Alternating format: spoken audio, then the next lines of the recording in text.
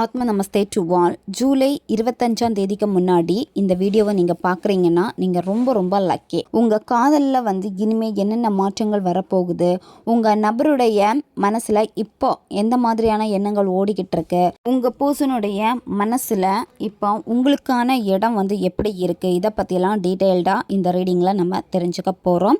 இந்த card energy கூட connect ஆகிறதுக்காக நீங்கள் யாருக்காக இந்த ரீடிங்கை பார்க்குறீங்களோ அந்த பர்சனை மனசில் நினச்சிட்டு கமெண்டில் ரெட் கலர் ஹார்ட்டை டைப் பண்ணுங்கள். இந்த கார்டு எனர்ஜி கூட கனெக்ட் ஆகிருவீங்க. நம்ம சேனலுக்கு நீங்கள் இதான் ஃபஸ்ட் டைம் வரீங்கன்னா மறக்காமல் சப்ஸ்கிரைப் பண்ணிக்கோங்க. பக்கத்தில் இருக்கக்கூடிய பெல் பட்டனையும் கிளிக் பண்ணிக்கோங்க. அப்போ தான் நான் போடக்கூடிய வீடியோஸ் எல்லாமே உடனுக்குடன் உங்களுக்கு நோட்டிஃபிகேஷனில் வந்துக்கிட்டே இருக்கும். உங்களுக்கு எங்கிட்ட பர்சனலாக கிளாஸஸ் எடுத்துக்கணும் அல்லது உங்களுக்கு பர்சனல் டேரோ ரீடிங் தேவைப்பட்டுச்சுன்னா இன்ஸ்டா அல்லது மெயிலில் காண்டாக்ட் பண்ணுங்கள். டீட்டெயில்ஸ் எல்லாமே உங்களுக்கு வீடியோ ஸ்க்ரீனில் வந்திருக்கும், செக் பண்ணிக்கோங்க. இப்போது இந்த ரீடிங்கில் நம்ம போகலாம். இந்த ரிலேஷன்ஷிப்பில் நீங்கள் நிறைய முயற்சிகள் எடுத்திருக்கீங்க. அந்த முயற்சிகள் எல்லாமே உங்களுக்கு எப்படி இருந்துன்னா எந்த பலனுமே கொடுக்காத மாதிரி தான் இருந்து. அதாவது இவங்க கிட்ட பேச போகிறதாக இருக்கட்டும், இல்லை மற்றவங்கள விட்டு பேச வைக்கிறதாக இருக்கட்டும், இவங்கள பார்க்க போகிறதாக இருக்கட்டும், உங்கள் நபருடைய மனசு மாறி இருக்காது. நீங்கள் ஒவ்வொரு நாளுமே இந்த காதலுக்காக அவ்வளோ கஷ்டப்பட்டிருக்கீங்க, அவ்வளோ முயற்சிகள் எடுத்திருக்கீங்க. இது எல்லாமே உங்கள் நபருக்கு புரியாமல் இருந்திருக்கு. அதாவது உங்கள் மேலே இருந்த கோபம் வெறுப்புனால தான் பார்த்தீங்கன்னா எதையும் புரிஞ்சிக்கக்கூடிய ஒரு மனப்பக்குவத்தில் உங்கள் நபர் இல்லாமல் இருந்திருக்காங்க. இந்த காதலில் நீங்கள் முயற்சி பண்ணியுமே வேகம் ரொம்ப கம்மியாக இருந்திருக்கும். அதாவது எல்லாமே மெதுவாக நடக்கிற மாதிரி இருக்கும், இல்லை நடக்காத மாதிரியே உங்களுக்கு எல்லாமே ஆப்போசிட்டாக நடந்திருக்கு. ஆனால் இப்போ எப்படி இருக்குன்னு பார்க்குறப்போ எல்லாமே வேகமாக நடக்கக்கூடிய ஒரு ஸ்டெப்புக்கு வந்துடுச்சு. சரியா? அதாவது இந்த காதல் இவ்வளோ நாள் பின் தங்கிக்கிட்டே இருந்திருக்கு. ஆனால் இனிமே போக போக எப்படி இருக்க போகுது அப்படின்னா வேகமாக நீங்கள் போட்ட ஒவ்வொரு முயற்சிக்கான பலனும் உங்களுக்கு கிடைக்க போகுது. இப்போ அவங்க பேசுகிறதுக்கு ரெடியாக இல்லாமல் இருப்பாங்க. நீங்கள் கால் பண்ணால் கூட உங்ககிட்ட சரியாக பேச மாட்டாங்க. தெளிவான தகவல் தொடர்பு உங்கள் ரெண்டு பேருக்குள்ளாடி இருந்திருக்காது. அதாவது நிறைய வாட்டி தெளிவாக பேசணும், தெளிவாக இவங்களுடைய முடிவு என்னென்னு நம்ம கேட்கணும், இவங்க மனசை மாற்றுறதுக்கு பேசினா சரியாக இருக்குமே அப்படின்னு நிறைய வாட்டி முயற்சிகள் எடுத்திருக்கீங்க.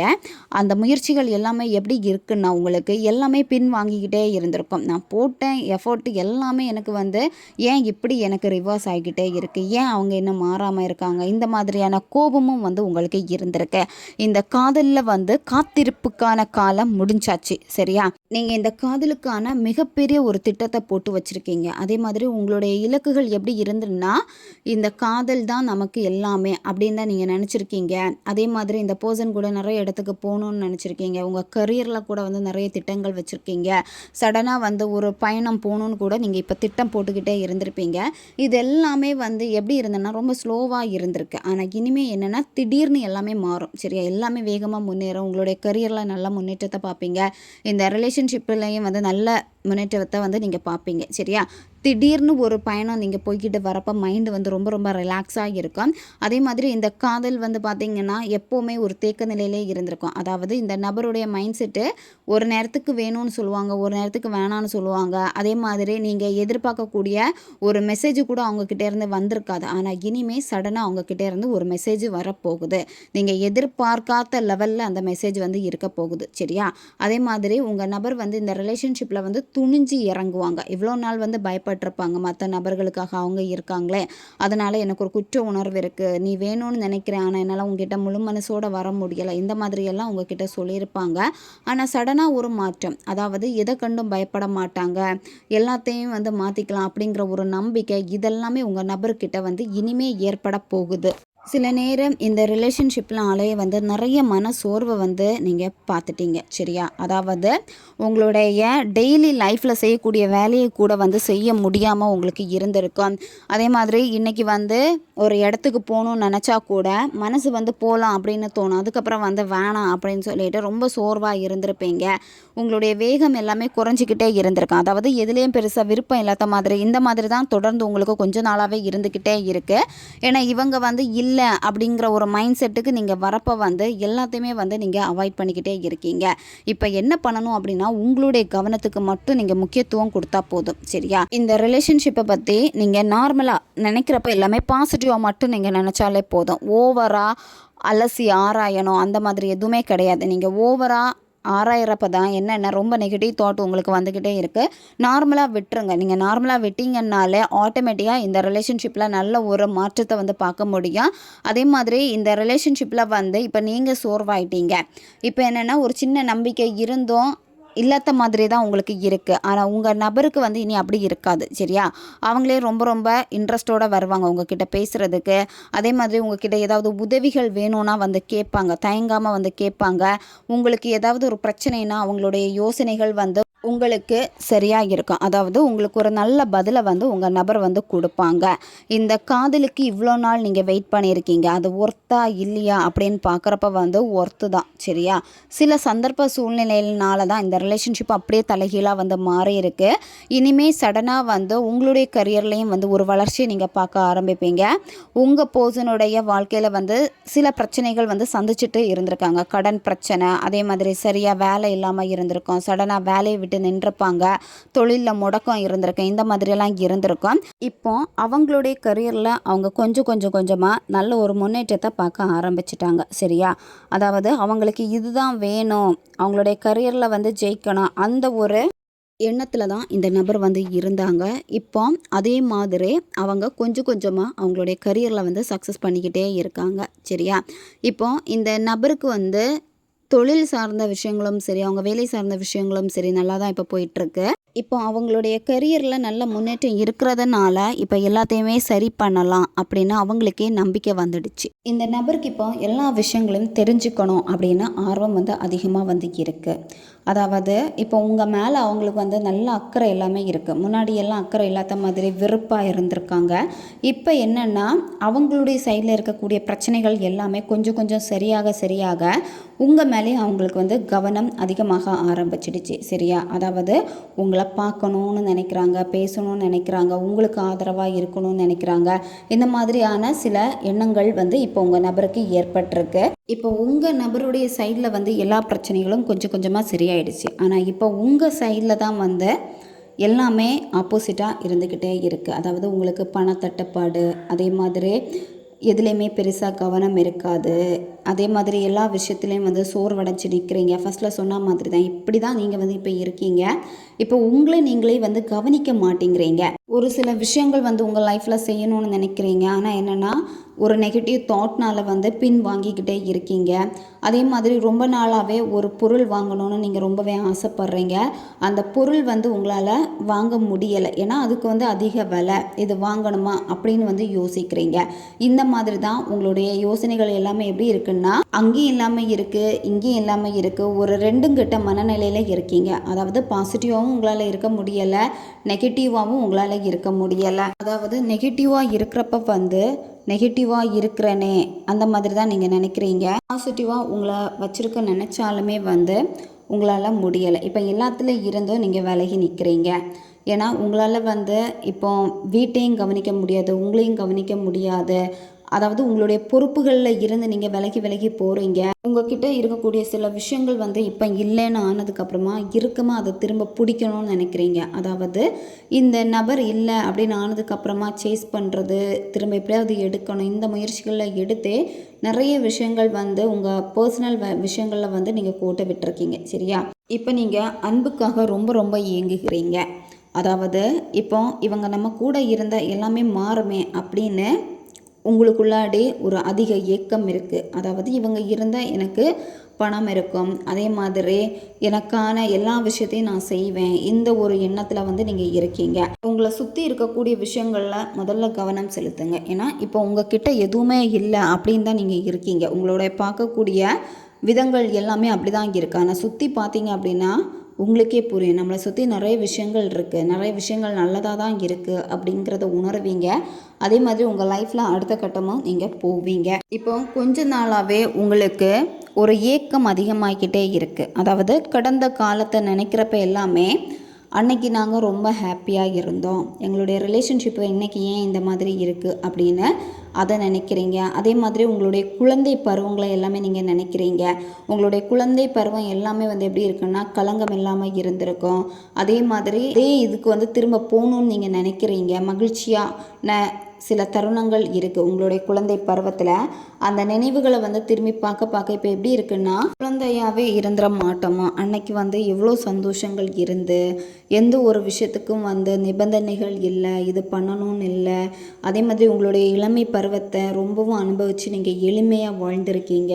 இதெல்லாம் நினைவுக்கு வரப்போ வந்து அந்த இடத்துல வந்து எவ்வளோ நீங்கள் சந்தோஷமாக இருந்திருக்கீங்க அதுதான் உங்களுக்கு நினைவுக்கு வருது. அதெல்லாமே எனக்கு ஒரு நல்ல பொக்கிஷமாக இருந்திருக்கு, பொற்காலமாக எனக்கு இருந்திருக்கேன் அப்படின்னு பழைய நினைவுகளை வந்து நீங்கள் அதிகமாக நினைக்கிறீங்க.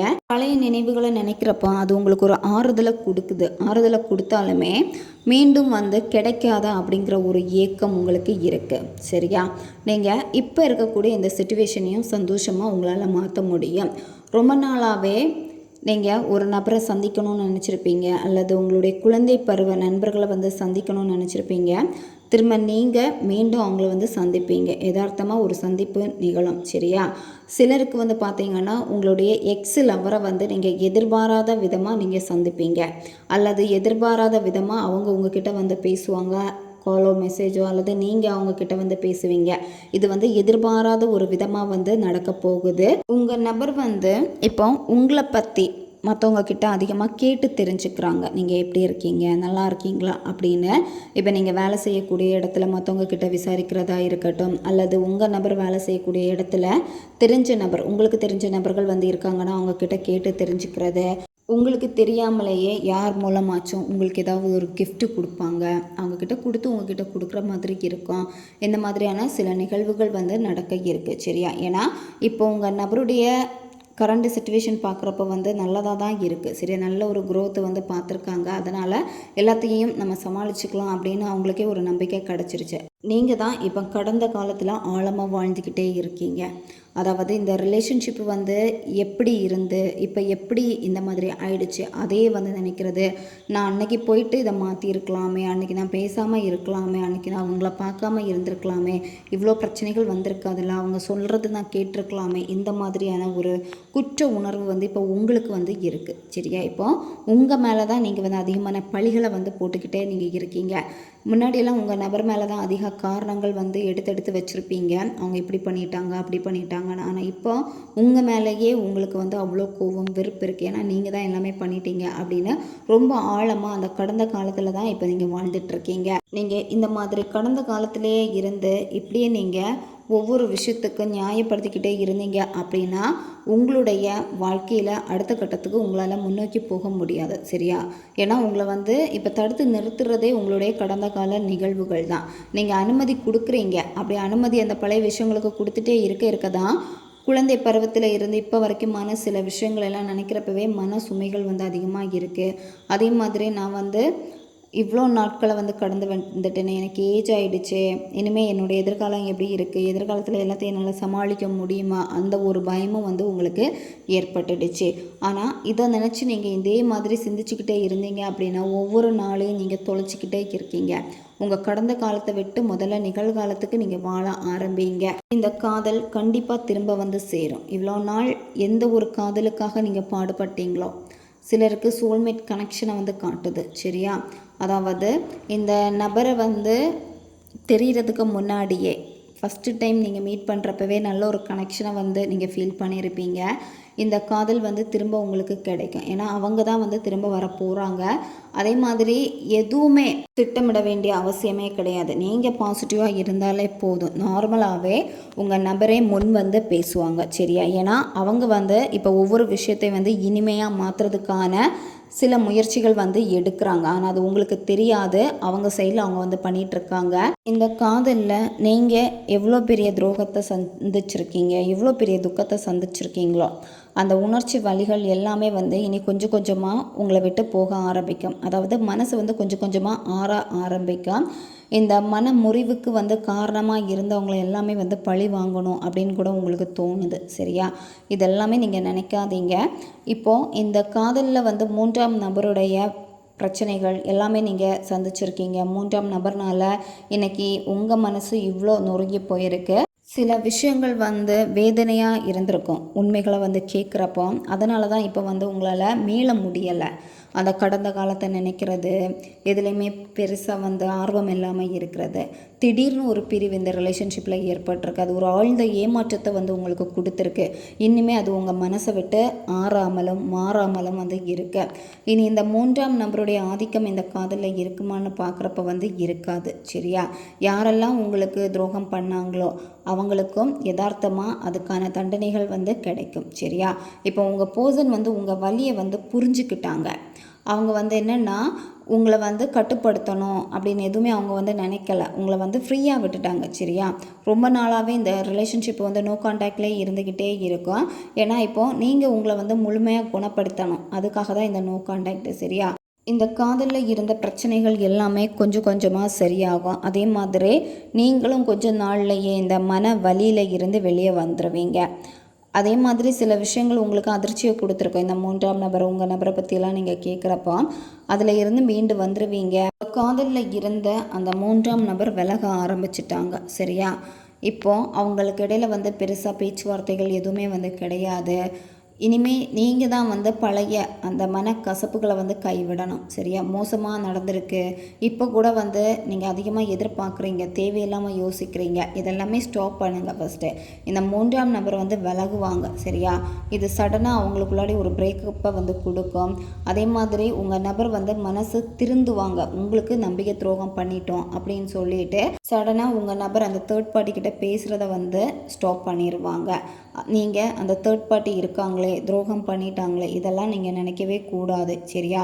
ஏன்னா உங்கள் நபர் இப்போ உங்களை பற்றி நல்ல விதமாக நினைக்க ஆரம்பிச்சிட்டாங்க. ஆனால் நீங்கள் தான் இன்னுமே ஒரு பயத்தில் ஒரு மன குழப்பத்திலேயே போராடிக்கிட்டே இருக்கீங்க. உங்களுக்குள்ளாடி சடனாக நீங்களும் இனிமேல் மாற ஆரம்பிப்பீங்க. அதாவது கொஞ்சம் கொஞ்சமாக அந்த 3ஆம் நபரை பற்றி உங்களுக்கு தெரிய வரும். உங்கள் நபர் அவங்கக்கிட்ட பேசுகிறதில்ல, அவங்களுக்கு பிரேக்கப் ஆகிடுச்சு, இந்த மாதிரியான சில விஷயங்கள் எல்லாமே உங்கள் காதுக்கு கேட்க வரும். அது வந்து மிகப்பெரிய ஒரு மன உறுதியை வந்து உங்களுக்கு கொடுக்க போகுது. திரும்பவும் சரி இந்த காதலுக்கு வந்து முயற்சி பண்ணலாம், விடாமுயற்சியோடு இருப்பீங்க, நமக்கு வந்து கண்டிப்பாக சக்ஸஸ் இருக்குது அப்படின்னு நீங்களே வந்து உங்களுக்குள்ளாடி ஒரு மோட்டிவேஷனை வந்து கொண்டு வருவீங்க. இப்போ நீங்கள் நினைக்கலாம், நான் வந்து அதிர்ஷ்டமே கிடையாது, எல்லாமே எனக்கு வேறு மாதிரி நடந்துக்கிட்டே இருக்குது. ஆனால் சடனாக வந்து பிரபஞ்சம் உங்களுக்கு ஒரு சிக்னலை வந்து கொடுப்பாங்க. சரியா? பிரபஞ்சம் கொடுக்கக்கூடிய அந்த சிக்னல்லே வந்து எப்படி இருக்கும்னா ஒரு பாசிட்டிவ், உங்களுக்குள்ளாடியே சடனாக ஒரு பாசிட்டிவ் வைபை வந்து ஃபீல் பண்ணுவீங்க. அதே மாதிரி எல்லாத்துலேயும் வந்து திரும்ப நமக்கு இன்னும் பொறுப்புகள் இருக்குது, நம்ம பண்ணி தான் ஆகணும் அப்படின்னு ஒரு தன்னம்பிக்கை வரும். முன்னோக்கி போகலாம் அப்படின்னு நீங்களே சில முயற்சிகள் வந்து எடுப்பீங்க. சரியா? சில விஷயங்கள் வந்து நீங்கள் தள்ளி போட்டுக்கிட்டே இருக்கீங்க. இப்போ வந்து உங்களுக்கு சரியான நேரமாக வந்து இருக்குது. சரியா? ஸ்டார்டிங்கில் சொன்ன மாதிரி தான் திடீர் பயணம், அதே மாதிரி சில விஷயங்கள் எல்லாமே உங்களுக்கு நல்லதாக நடக்க போகுது. நல்ல ஒரு டைமிங் தான். இருந்தாலுமே எக்காரணத்தை கொண்டும் எந்த ஒரு விஷயத்துலையும் கண்மூடித்தனமாக அவசரப்படக்கூடாது. சரியா? இப்போ இந்த நபர் வந்து கொஞ்சம் கொஞ்சமாக மாறிட்டாங்க அப்படின்னு உங்களுக்கு தெரிய வரப்போ அவசரப்பட்டு அவங்கக்கிட்ட பேச முயற்சிக்கிறது, அவசரப்பட்டு அந்த 3ஆம் நபரை பற்றி கேட்குறது, அதே மாதிரி அந்த பழைய விஷயங்களெல்லாம் கொண்டு போய் உங்கள் நபர்கிட்ட பேசுகிறது, இது எதுவுமே நீங்கள் செய்யக்கூடாது. இந்த மாதிரி செஞ்சீங்கன்னா அது உங்களுக்கு பலன் கொடுக்காது. சரியா? நீங்கள் எல்லாமே நல்லதாக இருக்குது, நமக்கு வந்து இப்போ லக்கி டைம் வந்துடுச்சு அப்படின்னு நினச்சிட்டு நீங்கள் ஏதாவது ஒரு மிஸ்டேக் வந்து கண்டிப்பாக பண்ணுவீங்க. காலில் தெளிவாக காட்டுது. காலில் வந்து உங்களை எச்சரிக்கிறாங்க. சரி, என்னென்னா நீங்கள் விரும்புகிறத அடைகிறதுக்கான முயற்சிகள் எடுப்பீங்க, அது உங்களுக்கு கிடைக்கும். இருந்தாலுமே சில மாற்றங்கள் வந்து நீங்கள் உங்களுக்குள்ளாடி செய்ய வேண்டியது இருக்குது. அதாவது ரொம்பவும் அவசரப்படக்கூடாது. உங்கள் நபர் இப்போ தான் கொஞ்சம் மாறி இருக்காங்க, இன்னும் ஒரு குழப்பத்தில் தான் வந்து இருக்காங்க. சரியா? அதை தெரிஞ்சுக்காமல் நீங்கள் அவசரப்படுவீங்க. அதனால் கொஞ்சம் நீங்கள் பொறுமையாக வந்து இருங்க. சரியா? உங்களுக்கு புதிய வாய்ப்புகள் கிடைக்கும். அதே மாதிரி புதுசாக வேலையில் ஜாயின் பண்ணுவீங்க, இல்லை புதுசாக ஏதாவது ஒரு விஷயத்த வந்து படிக்கணும்னு ஆர்வம் காமிப்பீங்க. இந்த மாதிரியான சில மாற்றங்கள் உங்கள் லைஃப்பில் வந்து நடக்க போகுது. உங்கள் நபர் இந்த காதலில் ஒரு நல்ல முடிவை தான் வந்து எடுப்பாங்க. நீங்கள் கொஞ்சம் உணர்ச்சி வசப்படுவீங்க. உணர்ச்சி வசப்படுறப்போ மற்றவங்களுடைய பேச்சை கேட்க மாட்டீங்க, மற்றவங்க வந்து நீங்கள் காயப்படுத்துகிற மாதிரி இருக்குது. சரியா?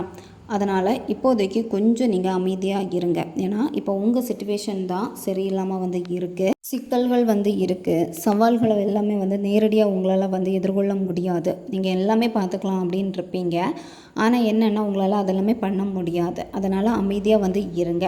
இந்த காதலில் வந்து இனிமேல் அதிகமான முயற்சிகள் எடுக்கிறது உங்கள் பர்சனாக தான் வந்து இருப்பாங்க. சரியா? ஏன்னா அவங்க உறுதியாக கவனமாக வந்து இருப்பாங்க. இப்போ உங்களுக்கு என்ன வேணும் அப்படிங்கிறது உங்களுக்கு நல்லாவே வந்து தெரியுது. சரியா? தெரிஞ்சாலுமே ஒரு சின்ன குழப்பம் உங்ககிட்ட இருக்குது. அந்த குழப்பத்தையெல்லாம் தூக்கி போட்டுட்டு அதே மாதிரி உங்களுக்கு என்ன வேணுமோ அந்த விஷயங்களில் வந்து என்ன வந்தாலும் அதை எதிர்த்து சமாளிக்கலாம், எதிர்த்து போராடலாம். அந்த மாதிரியான ஒரு மனப்பக்குவமும் உங்ககிட்ட இருக்குது. எதுக்குமே நீங்கள் பயப்படாத ஒரு ஆள் தான். ஆனால் இப்போ கொஞ்ச நாளாகவே என்னென்னா எல்லாத்தையும் பார்த்தே வந்து ரொம்ப ரொம்ப பயப்படுறீங்க. சிந்தனைகள் வந்து சிதறி கிடக்கு. கோபம் வந்து அதிகமாகிடுச்சு. நிதானமாக நீங்கள் இருங்க. சரியா? உங்கள் இலக்கில் நீங்கள் வெற்றி காண்ற வரைக்குமே வந்து முயற்சியை கைவிட்டுறாதீங்க. அவசரப்படாமல் மெதுவாக நீங்கள் செய்யுங்க. இப்போ வந்து உங்களை நீங்களே வருத்திக்கிட்டே இருக்கீங்க. எல்லாமே சீக்கிரமாக நடக்கணும், ஏன் எனக்கு இன்னும் சீக்கிரம் நடக்கலை அப்படின்னு சொல்லிட்டு உங்களை நீங்கள் காயப்படுத்திக்கிட்டே இருக்கீங்க.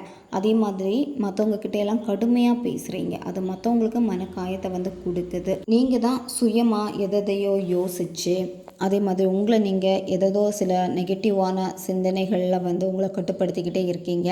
நீங்கள் தான் அதில் வந்து சிக்கி இருக்கீங்க. ஒரு மன முடக்கம் வந்து இருக்குது. உங்கள் வாழ்க்கையில் எதுக்காக இவ்வளோ தடைகள் வருது அப்படின்னா உங்களுடைய பயம், பதட்டம், எதிர்மறை சிந்தனைகளில் நீங்களே உருவாக்கி மாயையில் மாட்டியிருக்கீங்க. சரியா? உங்களுடைய கண்ணோட்டத்தை நீங்கள் மாற்றினீங்க அப்படின்னா இதிலேருந்து நீங்கள் வெளியே வருவீங்க. உங்ககிட்ட தான் அந்த சக்தி வந்து இருக்குது. நீங்கள் நேர்மறையாக யோசிங்க. எல்லா விஷயத்தையும் வந்து தன்னம்பிக்கையோடு நீங்கள் செய்யுங்க. இப்போ அந்த பயத்தினால தான் என்னென்னா நீங்கள் டக்குன்னு முடங்கி போகிறீங்க. அதே மாதிரி சில விஷயங்களில் இருந்து வெளியே வரணும்னு நினச்சி வெளியே வர முடியாமல் வந்து இருக்குது. அதுக்கு காரணம் வந்து உங்கள் மனசு தான். நீங்கள் போட்டு வச்சுருக்கக்கூடிய சுய கட்டுப்பாடுகள் தான் அதுக்கு காரணம். உங்களை சுற்றி வந்து இப்போ எதுவுமே நடக்கலை, எல்லாமே வந்து எனக்கு எதிராக இருக்கே, இப்படி தான் நீங்கள் பார்க்குறீங்க. ஆனால் உங்களை யாருமே தடுக்கலை. நீங்கள் போட்டு வச்சுருக்கக்கூடிய அந்த எல்லைகள் தான். சரியா? அதை தாண்டி வந்தீங்க அப்படின்னா உங்களுக்கான வெற்றி வந்து நிச்சயமாக வந்து இருக்குது. சரியா? இந்த ரிலேஷன்ஷிப்பில் கூட இப்போ உங்களுக்கு திருப்தி இல்லாமல் வந்து இருக்குது. ஏன்னா உங்களுக்கான வாய்ப்பு வந்து எதுவுமே இல்லையே. இந்த காதலில் வந்து சிக்கிக்கிட்டே இருக்கிற மாதிரி தான் நீங்கள் உணர்றீங்க. உங்களுக்கான வாய்ப்பு எதுவும் கிடைக்காம தனியாக இருக்கிறதுனால இப்படியே நம்ம தனியாக இருந்துடுவோமோ அந்த ஒரு பயம் அதிகமாக சிந்திக்கிறீங்க. ரிலேஷன்ஷிப்பில் வந்து எந்த ஒரு சக்ஸஸும் இல்லையே, இதுதான் உங்கள் மைண்டில் இப்போ வந்து இருக்குது. சரியா? அதனால் சில நேரம் தோல்விகளை கூட உங்களால் வந்து எதிர்கொள்ள முடியலை. நீங்கள் உங்கள் மைண்ட் செட்டை முதல்ல மாற்றணும். உங்களுடைய கண்ணோட்டத்தை மாற்றினா மட்டும்தான் புதிய வாய்ப்பை வந்து நீங்கள் பார்க்க முடியும். சரியா? ஏன்னா இப்போ நீங்கள் தான் உங்களை வந்து வருத்திக்கிட்டே இருக்கீங்க. தேவையான மாற்றம் கண்டிப்பாக உங்களுக்கு வந்து வேணும். ஏன்னா இப்போ நீங்கள் தான் எல்லாத்தையுமே வந்து மைண்டில் எடுத்துக்கிட்டு உங்களை குழப்பிக்கிட்டு அப்படியே வந்து சிக்கிக்கிட்டே நிற்கீங்க. இந்த காதலில் வந்து உங்கள் நபரே உங்களை தேடி வருவாங்க. சரியா? அவங்களே உங்ககிட்ட வந்து சொல்லுவாங்க, எல்லா பிரச்சனையும் நான் வந்து சரி பண்ணிட்டேன், எல்லாத்தையும் பார்த்துக்கலாம் அப்படின்னு சொல்லிட்டு அவங்க மகிழ்ச்சியோடு உங்ககிட்ட வந்து பேசுவாங்க. இந்த நபர் உங்ககிட்ட வராங்க அப்படின்னா இந்த ரிலேஷன்ஷிப்பை வந்து கண்டினியூ பண்ணணும் அந்த ஒரு மனசோட தான் அவங்க வந்து வாரது. உங்கள் மைண்ட் செட்டை வந்து நீங்கள் பாசிட்டிவாக வச்சுக்கிட்டாலே போதும். பிரபஞ்சம் உங்கள் வாழ்க்கைக்கு தேவையான எல்லா விஷயத்தையுமா வந்து உங்ககிட்ட கொண்டு வருவாங்க. சரியா? அதுக்கு நீங்கள் திறந்த மனசோடு இருக்கணும். கோபம் இருக்கக்கூடாது, வெறுப்பு இருக்கக்கூடாது. அதே மாதிரி உங்களுடைய கடந்த காலத்திலே நீங்கள் தேங்கி நிற்கக்கூடாது. ஃபஸ்ட்டு ஒரு ஸ்டெப் நீங்கள் முன்னாடி எடுத்து வைங்க. பாசிட்டிவான ஒரு மைண்ட் செட்டுக்கு நீங்கள் வாங்க. அப்போ ஆட்டோமேட்டிக்காக உங்களுக்கான வாய்ப்புகள் எல்லாமே உங்கள் கண் முன்னாடி இருக்கிறது உங்களுக்கு தெரிய ஆரம்பிக்கும். சரியா? பிரபஞ்சம் வாய்ப்பு வந்து கொடுக்குறாங்க. இனி என்ன பண்ண போகிறாங்க அப்படின்னா ஆட்டோமேட்டிக்காக அந்த நபரே உங்ககிட்ட வந்து பேசுகிற மாதிரி பண்ணுவாங்க. சரியா? நீங்கள் அதுக்கு முன்னாடி தயாராக வந்து இருக்கணும். இந்த பர்சன் வந்து விருப்பப்பட்டு தான் உங்ககிட்ட வருவாங்க. சரியா? உணர்ந்து வருவாங்க. உங்கள் காதலை உணர்ந்த இந்த காதலில் தொல்லை கொடுத்த நபர்கள் எல்லாமே வந்து விலகி போவாங்க. ஏன்னா ஒரு கட்டத்துக்கு மேலே வந்து எல்லாமே உங்கள் நபர் வந்து புரிஞ்சுப்பாங்க. சரியா? இப்போ என்னென்னா உங்கள் நபருக்கு வந்து அந்த 3ஆம் நபர்கிட்ட பேசுகிறதுக்கெல்லாம் பெருசாக விருப்பம் கிடையாது. 3ஆம் நபரே விலகுவாங்க. நீங்கள் இந்த 3ஆம் நபரை நினச்சி கவலைப்பட வேண்டாம்.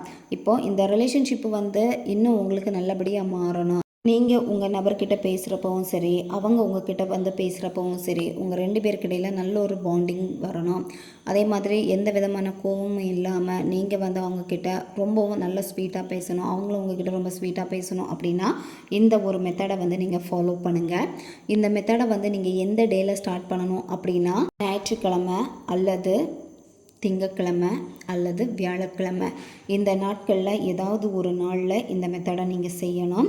இந்த மெத்தடை வந்து தொடர்ந்து நீங்கள் 7 நாட்கள் வந்து ஃபாலோ பண்ணணும். இந்த 7 நாளில் வந்து ஒரு நாள் கூட நீங்கள் மிஸ் பண்ணிடவே கூடாது. கண்டினியூவாக 7 நாட்கள்.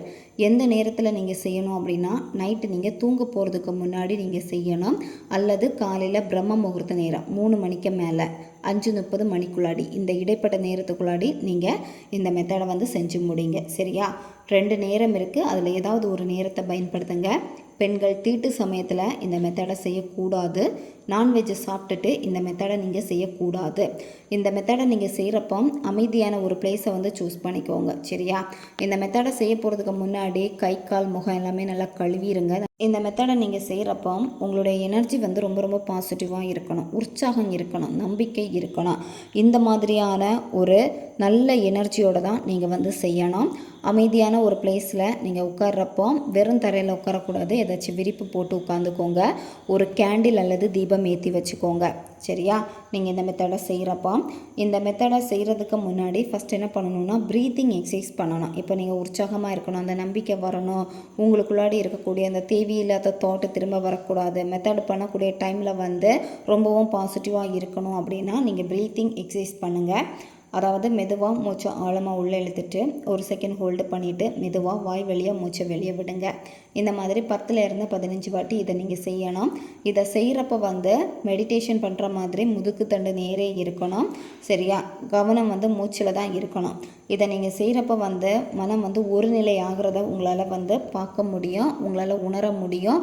மனசு வந்து ரொம்ப லேஸாகும். மனம் வந்து ரொம்ப பாரமாக இருக்குது, ரொம்ப கவலையாக வேதனையாக வலியாக இருக்குது அப்படின்னா அது எதுவுமே வந்து உங்களுக்கு இருக்காது. ரொம்ப லேஸாக ஃபீல் பண்ணுவீங்க உங்கள் உடம்பை. அதுக்கப்புறமா நீங்கள் என்ன பண்ணணுன்னா, இந்த மாதிரியான ஒரு பேப்பர் வந்து எடுத்துக்கோங்க. ஒயிட் கலர் பேப்பரை எடுத்துக்கோங்க. சரியா? பேப்பரை எடுத்துகிட்டு ரெட் கலர் பென் வந்து பயன்படுத்திக்கோங்க. ஃபஸ்ட்டு வந்து உங்கள் பேரை வந்து எழுதணும். சரியா? இடதுலேருந்து வலது இந்த மாதிரி எழுதிக்கோங்க. அடுத்து வந்து உங்கள் பர்சனுடைய பேரை வந்து நீங்கள் எழுதணும். உங்கள் பர்சனுடைய பேரை வந்து எப்படி எழுதணும்னா, மேலே இருந்து கீழே. சரியா? இந்த மாதிரி ப்ளஸ் சிம்பிள் மாதிரி வந்து எழுதிக்கோங்க. உங்கள் நபர் என்ன நேமில் அதிகமாக கூப்பிடுவாங்களோ அந்த நேம் நீங்கள் எழுதலாம். அதே மாதிரி நீங்கள் உங்கள் நபரை வந்து என்ன நேமில் அதிகமாக கூப்பிடுவீங்களோ அந்த பெட் நேம் கூட வந்து நீங்கள் எழுதிக்கலாம். சரியா? அடுத்து என்ன பண்ணணும்னா, இந்த பேப்பரை உங்கள் இடது கையில் வச்சுட்டு வலது கையை இந்த பேப்பருக்கு மேலே வச்சுட்டு லைட்டாக வந்து நீங்கள் தேய்க்கணும். சரியா? அதாவது உங்கள் கையால் அந்த பேப்பரை லைட்டாக நீங்கள் தேய்க்கணும். கண்களை மூடிட்டு உங்கள் பர்சன் இப்போ உங்ககிட்ட வராங்க, பேசுகிறாங்க, ரொம்பவும் அன்பாக இருக்காங்க, உங்ககிட்ட எப்படி அன்பாக நடந்துக்கிட்டாங்களோ, எப்படி உண்மையாக இருந்தாங்களோ அதே மாதிரி இப்போ இருக்காங்க. உங்கள் நபர் எல்லா விஷயத்தையும் வந்து முன்னெடுத்து பண்ணுறாங்க. அதாவது இந்த காதலை அடுத்த கட்டத்துக்கு கொண்டு போகலாம், மேரேஜு, வீட்டில் பேசுகிறது, இந்த மாதிரி உங்களுக்கு என்ன வேணுமோ அந்த நபர்கிட்ட, அந்த நபர் எப்படி மாறணும்னு நினைக்கிறீங்களோ அதே மாதிரி மாறிட்டாங்க. ரொம்ப அன்பாக நடந்துக்கிறாங்க, எப்போவுமே கால் பண்ணுறாங்க, மெசேஜ் பண்ணுறாங்க, அவங்களா தேடி வந்து ஐ லவ் யூ சொல்கிறாங்க. மெசேஜாக இருக்கட்டும், காலாக இருக்கட்டும், அதை வந்து தத்ரூபமாக நினைக்கணும். அவங்களுடைய வாய்ஸ் கேட்பீங்கள்ல, அவங்க ஐ லவ் யூ ஒரு வார்த்தையை வந்து சொல்லுவாங்க, அது அப்படியே உங்கள் காதில் வந்து கேட்குற மாதிரி உணர்வு பூர்வமாக நீங்கள் வந்து நினைக்கணும். அதே மாதிரி மெசேஜ் வரப்போ வந்து எவ்வளோ சந்தோஷப்படுவீங்களோ ஐ லவ் யூ வேர்டு வந்து அனுப்புகிறப்போ அதே நீங்கள் தத்ரூபமாக உங்களுடைய விசுவலைசேஷனில் கொண்டு வரணும். சரியா? இந்த மாதிரி நினச்சிக்கிட்டு அடுத்து என்ன பண்ணணும்னா, இந்த பேப்பருக்கு மேலே கொஞ்சமாக சுகர் வச்சுக்கோங்க. சரியா? சுகர் வச்சுட்டு அதுக்கப்புறமா உங்கள் பர்சன் பயன்படுத்தக்கூடிய பர்ஃப்யூம் உங்களுக்கு தெரியும்னா அந்த பர்ஃப்யூம் பயன்படுத்துங்க. அல்லது உங்கள் நபருக்கு வந்து சில பர்ஃப்யூம் வந்து ரொம்ப ரொம்ப ஃபேவரட்டாக இருக்கும், அந்த பேர் தெரியும்னா அந்த பர்ஃப்யூம் வந்து பயன்படுத்துங்க. இல்லை தெரியல அப்படின்னா ஏதாச்சும் நல்ல வாசனை வரக்கூடிய பர்ஃப்யூம்னால் அந்த சுகருக்கு மேலே நல்லா ஸ்ப்ரே பண்ணிடுங்க. அந்த பேப்பருக்கு மேலே நேமெல்லாம் எழுதி வச்சுருப்பீங்களா அதுக்கு மேலே நல்லா ஸ்ப்ரே பண்ணிடுங்க. ஸ்ப்ரே பண்ணிவிட்டு என்ன பண்ணணும்னா, இதை மடிச்சுட்டு ஒரு கற்பூரம் ஏற்றி வச்சுட்டு அதில் இந்த பேப்பரை போட்டுருங்க. சரியா? அந்த பேப்பர் நல்லா எரியணும். அதே மாதிரி அதில் இருக்கக்கூடிய சுகர் எல்லாமே அந்த நெருப்பில் நல்லா எரியணும். அதுக்கேற்ற மாதிரி கொஞ்சம் கொஞ்சமாக கற்பூரம் நீங்கள் ஆட் பண்ணிக்கோங்க. பச்சை கற்பூரம் ஆட் பண்ணுங்கள். அது இன்னும் ரொம்ப ரொம்ப பவராக வந்து இருக்கும். பச்சை கற்பூரம் கிடைக்கலன்னா நார்மல் கற்பூரம் வந்து பயன்படுத்திக்கோங்க. இந்த மெத்தடை கண்டினியூவாக நீங்கள் 7 நாட்கள் செய்யணும். இடையில கேப் எதுவுமே விடக்கூடாது. ஒவ்வொரு நாளும் இந்த மெத்தடை செய்கிறப்ப வந்து நீங்கள் அவங்கள தேடி போகவே கூடாது. மெத்தடு முடித்ததுக்கப்புறமா உங்களுடைய நார்மல் வேலை என்னவோ அதில் உங்களை எவ்வளோ பிஸியாக உங்களை வச்சுருக்க முடியுமோ அந்த அளவுக்கு உங்களை பிஸியாக வச்சுக்கோங்க. இப்போ நீங்கள் காலையில் பிரம்ம முகூர்த்த நேரத்தில் இந்த மெத்தடை செய்கிறீங்க அப்படின்னா கண்டினியூவாக நீங்கள் 7 நாட்களும் காலையில் பிரம்ம முகூர்த்த நேரத்தை தான் பயன்படுத்தணும். நைட்டு தூங்க போகிறதுக்கு முன்னாடி இந்த மெத்தடை செய்கிறீங்கன்னா கண்டினியூவாக நீங்கள் நைட்டு தூங்க போகிறதுக்கு முன்னாடி தான் செய்யணும். சரியா? இதே மாதிரி ஏதாவது ஒரு நேரத்தை வந்து நீங்கள் தேர்ந்தெடுத்துக்கோங்க. ரொம்பவும் எளிமையான ஒரு முறை தான் இது. இந்த மெத்தடை நீங்கள் செய்கிறப்பவே உங்கள் பர்சனுக்கு வந்து இன்னும் உங்ககிட்ட பேசணும் அப்படிங்கிற ஆர்வம் அதிகமாகும். அதே மாதிரி எப்போவுமே உங்ககிட்ட பேசிக்கிட்டே இருப்பாங்க. எப்போவுமே உங்களுடைய ஞாபகத்திலே இருப்பாங்க. உங்களை பற்றி நினைக்கிறப்ப எல்லாமே வந்து ரொம்பவும் பாசிட்டிவாக நினைப்பாங்க. அவங்க பேசுகிறப்பவே அவங்களுடைய வாய்ஸ்லேயே வந்து மாற்றத்தை பார்க்க முடியும். ரொம்பவும் பாசிட்டிவாக வந்து இருப்பாங்க. உங்ககிட்ட பேசுகிறப்ப வந்து விருப்பப்பட்டு வந்து பேசுவாங்க. சரியா? இந்த மாதிரியான நிறைய மாற்றங்கள் வந்து தெரியும். நன்மைக்காக மட்டுமே பயன்படுத்துங்க. ஓகே காய்ஸ், இப்போ நம்ம பார்த்தது ஜென்ரல் ரீடிங் தான். இதில் பொருந்தக்கூடிய விஷயங்களை மட்டும் எடுத்துக்கோங்க, மற்றதை விட்டுருங்க. உங்களுக்கு பர்சனல் டேரோ ரீடிங் தேவைப்பட்டுச்சுன்னா இன்ஸ்டா அல்லது மெயிலில் வந்து காண்டாக்ட் பண்ணுங்கள். அடுத்து ஒரு வீடியோ பதிவில் சந்திக்கலாம். நன்றி.